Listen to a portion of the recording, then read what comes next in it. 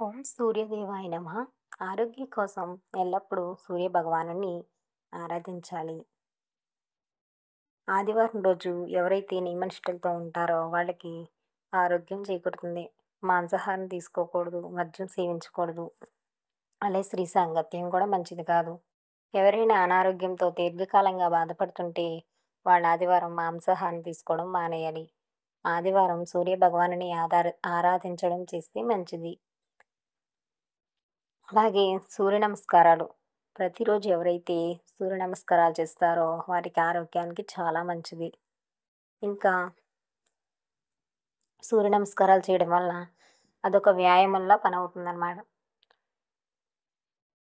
సూర్య నమస్కారాలు చేయడం వల్ల వాళ్ళకి శరీరానికి కావాల్సిన వ్యాయామం అంది, మానసిక ప్రశాంతతతో పాటు ఆరోగ్యం ఏ పని చేసినా ఉత్సాహంగా ఉంటారు. ఎల్లప్పుడూ సూర్యదేవుడిని ఆరాధించాలి. అనారోగ్యంతో ఉన్నవాళ్ళు కూడా నియమనిష్టలతో ఆదివారం వ్రతం చేస్తే మంచిది. సూర్య భగవానుడి అనుగ్రహం కోసం ఆదిత్య హృదయం, సూర్యాష్టకం చదవడం మంచిది. సూర్యుడు మనకిప్పుడు ప్రత్యక్ష దైవం కాబట్టి మనకి కనిపిస్తూ ఉంటాడు కాబట్టి ఫోటో విగ్రహం కానీ పూజ మందిరంలో ఇప్పుడు కూడా ఉంచుకోకూడదు.